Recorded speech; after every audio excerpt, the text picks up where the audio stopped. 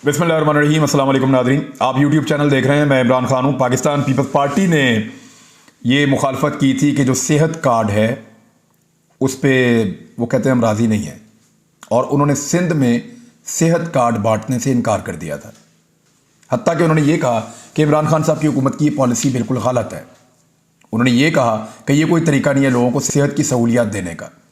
अच्छा, शुरू में मैं इसके बारे में कन्फ्यूज़ था, लेकिन जब मैंने इसके ऊपर तहकीक की, बहुत सारे लोगों ने रब्ता किया, और बहुत सारे लोग ऐसे जो मेरे जानने वाले हैं, जब उनसे मुझे पता चलना शुरू हुआ, यानी जो लोग हमारे साथ काम करते हैं, हमारे कुलीग्स हैं, ऐसे लोग हैं जो हमारे पास घर में हेल्प करते हैं, जब कुछ और लोगों के बारे में मुझे पता चला कि ये तो लोग बहुत फ़ायदा उठा रहे हैं।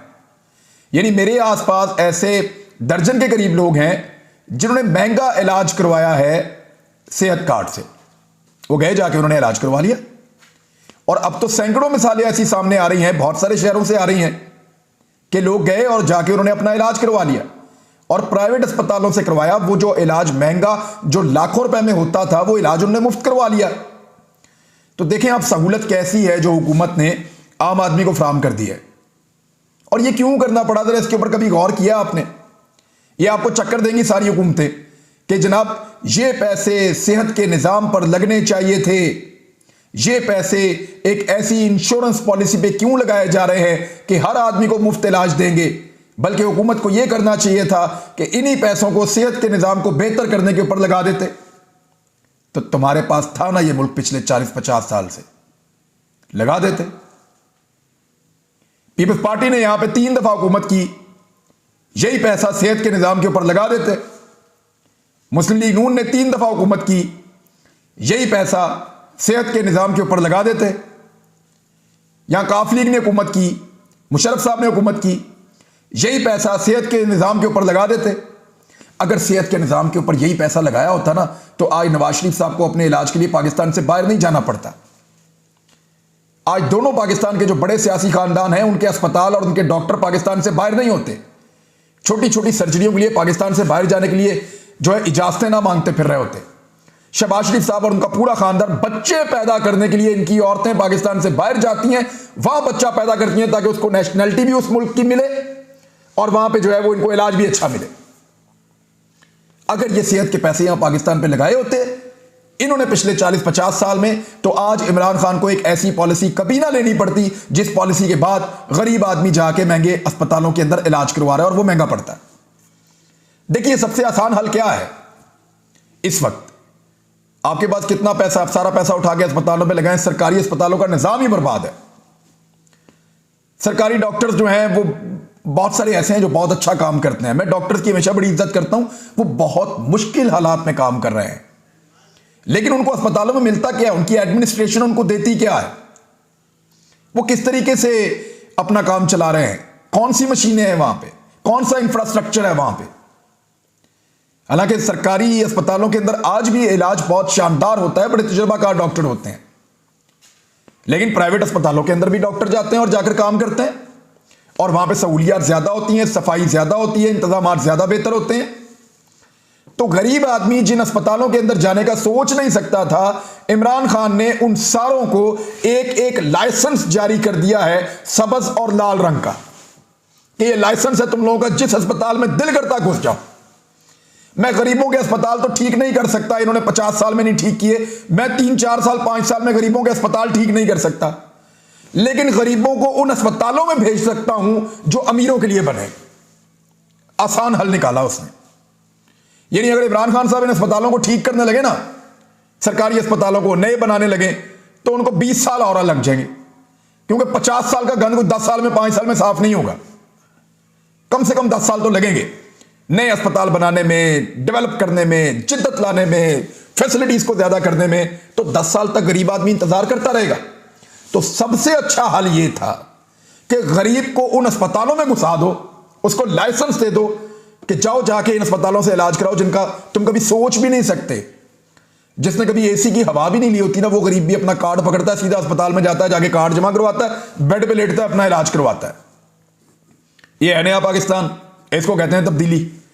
अब ये नहीं हो सकता कि आप ये कहें कि जनाब गरीब का अस्पताल और अमीर का अस्पताल, और गरीब जाएगा सिर्फ सरकारी अस्पताल में, अमीर जाएगा प्राइवेट अस्पताल में। ये किया हुआ था इन्होंने यहां पे, और सरकारी अस्पताल को ठीक कर नहीं रहे थे। ठीक करने में लगेंगे 10 साल, तो 10 साल गरीब इंतजार करे। इससे बेहतर है कि उसको कार्ड बना के दो ताकि वो भी जाए जाके वहीं से इलाज कराए जहां से अमीर अपना इलाज करवाता है। बहुत अच्छा किया इमरान खान ने, बिल्कुल ठीक किया उन्होंने। पूरी सपोर्ट उनके साथ होनी चाहिए, और हर उस गरीब की होनी चाहिए जिसके पास ये कार्ड है। अब बिलावल भुट्टो जरदारी साहब, ये लोग इसकी बहुत मुखालफत करते थे पहले, लेकिन अब उन्होंने खिताब करते हुए कहा है कि ये तो पीपल्स पार्टी का प्रोग्राम था। यानी पहले उस कार्ड को माना नहीं, उसकी बुराइयां की, और अब कह रहे हैं नहीं नहीं, ये तो पीपल्स पार्टी दौर का हुकूमत बेनजीर इनकम सपोर्ट प्रोग्राम के तहत सेहत वसीला कार्ड का प्रोग्राम शुरू किया था, जिसको बाद में नवाज शरीफ ने ले लिया और इमरान खान ने ले लिया। पहले कहते हैं एक चीज ही गलत है, जब वो चीज चली गई, जब वो चीज हो गई, जब उसको पजीराई मिल रही है, जब लोग उसके ऊपर खुश हो रहे हैं, जब लोग उसके ऊपर झोलियां उठा के दुआएं दे रहे हैं, तो यही काम होता है सियासतदान का फिर कहना कि नहीं ये तो थूक के चाटने वाली बात है ना। पहले कहा बहुत बुरा है, लोगों ने कहा नहीं नहीं ये तो अच्छा है, हाँ ये तो हमने शुरू किया था।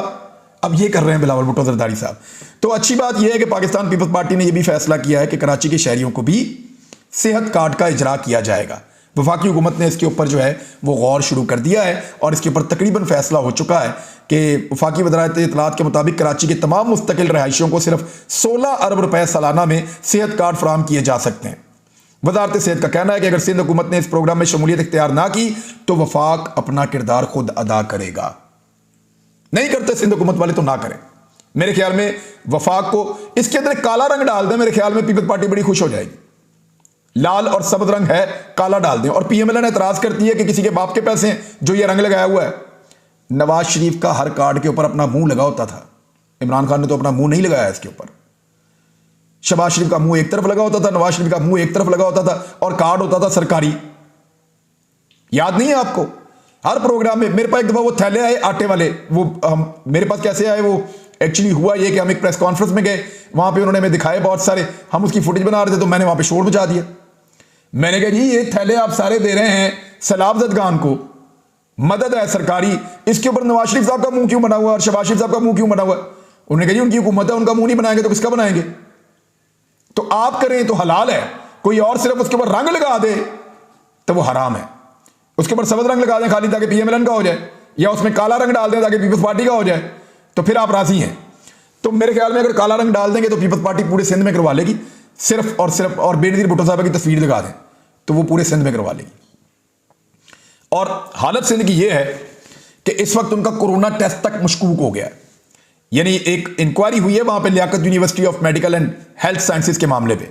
ये जामशोरों की लेबॉर्ट्री से करवाए जाने का जो इंकशाफ हुआ है, वो कराची से किए जाने वाले जो कोरोना के टेस्ट हैं वो जामशोरों की लेबॉर्ट्री में जाके हो रहे हैं। सरकारी रिपोर्ट में दावा किया गया है कि लियाकत मेडिकल यूनिवर्सिटी जामशोरू रोजाना 7 से 9 हज़ार कोरोना टेस्ट करती। कैसे कर सकते हैं 7 से 9 हज़ार एक लेबॉर्ट्री के अंदर? वो रोजाना कर रहे हैं कोरोना टेस्ट, अंदाजा करें आप। एक्चुअली वहां नहीं हो रहे, ये बाकी अस्पतालों का, बाकी इधर उधर का सारा जो डाटा वो वहां पे डाला जा रहा है, और डाटा को जो है वो मैनिपुलेट किया जा रहा है। तो ये सारा का सारा जो कोरोना टेस्ट तक का अमल है वो वहां पे मशकूक हो गया है। कराची की 25 सरकारी और गैर सरकारी लेबॉर्ट्रियां लियाकत यूनिवर्सिटी से कम कोरोना टेस्ट करती हैं, अंदाजा करें आप। सिर्फ इसलिए कि वहां बजट उन्होंने खाना है, वहां उन्होंने 2 नंबरी करनी है और फ्रॉड करना है। अब उसके ऊपर एक कोई इंक्वायरी जो है वो उसको शुरू करवाया गया है कि एक जाली खत के ऊपर 35 करोड़ रुपया भी उन्होंने जारी करवा लिया है। इस सिलसिले में इंक्वायरी का नोटिफिकेशन सामने आया, ताहम अभी तक इंक्वायरी कमेटी की कोई एक भी मीटिंग नहीं हो सकी और मामला दबाया जा रहा है। यह है जी सिंध हुकूमत, जो कहती है कि हेल्थ कार्ड बुरा है, और फिर कहते हैं जी तो हमारा आइडिया था बाद में। अपनी जो सेहत का निजाम है उसका यह हाल है कि कोरोना टेस्ट तक ठीक तरीके से नहीं कर पा रहे, उसमें भी पैसे खा रहे हैं लोग। दूसरी जानिब बिलावल भुट्टो जरदारी साहब का जो अगला मिशन है ना, वो ये है कि किसी तरह नून लीग का और फजलुर रहमान साहब का जो लॉन्ग मार्च का प्लान है उसको तबाह कर दो। यानी 27 फरवरी को उन्होंने लॉन्ग मार्च रखा हुआ है, हालांकि बाकी सारी अपोजिशन ने 23 मार्च को रखा हुआ है। बिलावल 27 फरवरी को लॉन्ग मार्च करेंगे और अगले लॉन्ग मार्च के अंदर से हवा निकाल देंगे। होता यह है कि अपोजिशन मिलती है, मिलके इकट्ठे होते हैं, इकट्ठे होकर हिकमत अमली बनाते हैं, फिर बारी बारी जलसे करते हैं, जलसों से मोमेंटम बनता है, फिर लॉन्ग मार्च की एक तारीख दी जाती है, उस दिन सारे इकट्ठे होते हैं और लॉन्ग मार्च कर लेते हैं, तो एक बड़ा शो हो जाता है। ये कर ये रहे हैं कि ये अकेले पहले शो करेंगे 27 तारीख को, जब वो शो कर लेंगे तो बाकी जो कारकुन देख लेंगे अच्छा जी ऐसा होता है लॉन्ग मार्च, ठीक है हम नहीं जा रहे। तो बाकी पार्टियों के लॉन्ग मार्च के अंदर से हवा निकाल देंगे। फजलुर रहमान साहब ऐसा लगता है कि अपने कारकुनों को लेकर अकेले इस्लामाबाद में बैठे रहेंगे, यही फिलहाल लगता है। और बिलावल भुट्टो जरदारी साहब ने इसके लिए कुछ तरतीब देना शुरू कर दिया है, कारकुनों को मुतहर्रिक करना शुरू कर दिया, लेकिन अब उनके सिक्योरिटी के भी संगीन मसले पैदा हो गए। ऊपर से यूसुफ रज़ा गिलानी साहब ने रिजाइन भी कर दिया। उन्होंने ऐलान किया है सेनेट के अंदर कि जनाब मैं अब जो है ना अपोजिशन लीडर की जो मेरी सीट है यहां पे सेनेट में, उसके ऊपर से मैंने इस्तीफा पार्टी की आदत को भिजवा दिया। वजह यह है कि उनके ऊपर बहुत तनकीद हुई है और उनके ऊपर मेरे साथ वो प्रोग्राम में बात भी कर रहे थे, वो कह रहे थे मेरा कसूर नहीं है, लेकिन सारे उनको कसूरवार समझते हैं। पार्टी के अंदर ये कहा जा रहा है कि जो सेनेटर्स जिन्होंने साथ नहीं दिया उनके खिलाफ कार्रवाई की जाए। तो अब गिलानी साहब समझते हैं कि वो एक बहुत बड़ी सियासी हस्ती हैं, पाकिस्तान के वज़ीर आज़म रह चुके हैं, लिहाजा उन्होंने दबाव डालने के लिए पार्टी को इस्तीफा दे दिया। मेरी इत्तला के मुताबिक ये इस्तीफा मंजूर नहीं होगा, क्योंकि अभी लॉन्ग मार्च में बिलावल भुट्टो जरदारी साहब को यूसुफ रज़ा गिलानी साहब की बड़ी सख्त जरूरत है जनूबी पंजाब में, क्योंकि जनूबी पंजाब में आएंगे, वहां से फिर जीटी रोड के ऊपर आएंगे, फिर वहां से मुख्तलिफ शहरों से होते हुए ये रावलपिंडी जाएंगे। और यूसुफ रज़ा गिलानी साहब को, कमरुज़्ज़मान कायरा साहब को और साबिक वज़ीर आज़म जो है राजा परवेज अशरफ साहब, इन 3 लोगों को बड़े अहम टास्क दिए गए हैं पीपल्स पार्टी की जानिब से। लेकिन असद उमर साहब ने यह कहा है कि कुछ भी हो जाए सिंध में हम अपनी हुकूमत बनाएंगे अगली दफा। 2023 में सिंध में डाकू राज हम नहीं चलने देंगे। इज इट पॉसिबल कि पीपल्स पार्टी सिंध से जीत जाए? अभी तो बहुत मुश्किल नजर आता है, लेकिन आने वाले वक्त में कुछ कहा नहीं जा सकता। पाकिस्तान की सियासत कभी भी कोई भी रुख इख्तियार कर सकती है। पीपल्स पार्टी का मॉडल क्या है? पीपल्स पार्टी ये चाहती है कि वफाक में उनकी हुकूमत आए या ना आए, सिंध में उनकी हुकूमत अगली मरतबा दोबारा कायम रहनी चाहिए। उनको सिंध में अपनी हुकूमत कायम रखनी है ताकि उनका एक जगह पे भरम भी कायम रहे और वो इक्तदार में भी रहे और उनका सिलसिला भी चलता रहे। और दूसरा, वफाक के लिए बिलावल भुट्टो जरदारी ग्रेजुअली तैयार भी होते रहे। तो इसलिए उनको वफाकी हुकूमत फिलहाल नहीं बनानी, सिंध में उन्होंने अपनी हुकूमत कायम करने की दोबारा कोशिश करनी है, लेकिन उसके लिए उनको भी बहुत काम करना पड़ेगा, क्योंकि पीपल्स पार्टी को, पीटीआई का यह कहना है कि अब हम सिंध के अंदर भी टफ टाइम देने जा रहे हैं। वैसे ये जो लॉन्ग मार्च पीपल्स पार्टी करने जा रही है ना, ये एक तरह की इमरान खान साहब की मदद करने जा रहे हैं। बिलावल भुट्टो जरदारी साहब ने या पीपल्स पार्टी ने जितना पाकिस्तान तहरीक इंसाफ की हुकूमत को रेस्क्यू किया है, शायद किसी ने नहीं किया। यानी गिलानी साहब के बेटे की वीडियो आती है और सेनेट का पूरा इलेक्शन जो है वो मशकूक हो जाता है और इमरान खान साहब का बयानिया या मौक़िफ़ जीत जाता है। उसके बाद सेनेट के अंदर सादिक संजरानी साहब को जिताना था, पीपल्स पार्टी ने बड़ा अहम किरदार अदा किया, सादिक संजरानी साहब बन गए चेयरमैन सेनेट। फिर पीपल्स पार्टी ने कहा कि इनको हटाना भी नहीं है, पीएमएलएन ने 10 दफा कहा इनको हटाओ, पीपल्स पार्टी ने कहा हटाना भी नहीं है, हटाने भी नहीं दिया। फिर जिस जिस जगह पे हुकूमत ने कोई बिल पास करना था, किसी जगह पे हुकूमत को कोई कानून साजी करनी थी, वहां पे पीपल्स पार्टी ने बाहर निकल के शोर मचाया, लेकिन अंदर जाके हुकूमत का साथ दिया और हुकूमत को रेस्क्यू किया हर जगह के ऊपर। और अब यही पीपल्स पार्टी एक मरतबा फिर लॉन्ग मार्च वक्त से पहले करके पीएमएलएन के और फजलुर रहमान साहब के लॉन्ग मार्च के गुब्बारे में से हवा निकालकर इमरान खान साहब की एक मरतबा फिर मदद करने जा रही है। एक तरफ वो इमरान खान साहब की मदद करते हैं और मुझे लगता है वो इसलिए करते हैं कि उनको ये लगता है कि नवाज शरीफ से बेहतर इमरान खान साहब की हुकूमत वफाक में होना ज़रूरी है। अगर नवाज शरीफ साहब वगैरह वापस आ गए तो बिलावल भुट्टो जरदारी के लिए गुंजाइश कम हो जाएगी, ये उनको लगता है। सिंध के ऊपर क्योंकि बात हो रही है तो यहाँ पे एक सहाफ़ी का कत्ल भी हुआ है, वो खबर भी मैं आपको बता देता हूँ। ये फवाद चौधरी साहब ने उस पर मजम्मत भी की है और उन्होंने कहा है कि झूल सांगड़ में सहाफ़ी मुर्तज़ा शर कत्ल कर दिए गए हैं। ये सिंध में सहाफ़ियों का हशर किया जा रहा है। फवाद चौधरी ने कहा कि वज़ीर आला सिंध सैयद मुराद अली शाह, चीफ सेक्रेटरी और आईजी सिंध को सहाफ़ियों के मामलात पर वफाकी हुकूमत की गहरी तशवीश से आगाह किया जाएगा। और मैं आपको ये बताऊं कि सिंध में बार बार सहाफ़ियों का कत्ल हो रहा है। आपको नाज़िम जोखियों का एक मामला याद होगा, जहां पे पीपल्स पार्टी के अरकान ने नाज़िम जोखियों एक सहाफ़ी को इसलिए कत्ल किया कि उसने उनके खिलाफ आवाज़ उठाई कि आप गैर कानूनी तौर पर गैर मुल्कियों को शिकार खिला रहे हैं और गलत कर रहे हैं, ज़्यादती कर रहे हैं, ये गैर कानूनी है, ये नहीं होना चाहिए। तो उसके ऊपर फिर उस सहाफ़ी को पहले पकड़ लिया गया, ले जाया गया, मारा गया, टॉर्चर करके कत्ल कर दिया गया। बाद में उसकी फैमिली के ऊपर दबाव भी डाला गया। ये सारी चीज़ें मीडिया रिपोर्ट करता रहा, लेकिन पीपल्स पार्टी के करीबी लोग हैं तो लाजमन वो बच जाएंगे। अब यहाँ पे एक और सहाफ़ी का कत्ल हुआ है। इससे पहले भी सिंध में सहाफ़ियों के कत्ल भी होते रहे हैं, उनके साथ जुल्म और ज़्यादती भी होती रही है और बार बार उसके खिलाफ आवाज़ भी उठाई जाती रही मीडिया में। लेकिन पीपल्स पार्टी खुद तो ये कहती है कि वो सहाफ़ियों की हिफाजत के लिए हर मुमकिन इकदाम चाहती है, लेकिन और जमहूरियत की दावेदार है, लेकिन कोई भी आवाज़ उठाए सिंध के अंदर तो वो उसको इस तरह खामोश करवाते हैं जैसे कोई डिक्टेटर भी नहीं करता। तो नाज़रीन, अब तक के लिए इतना ही। अपना ख्याल रखिएगा, अपने इस चैनल का भी। अल्लाह हाफ़िज़।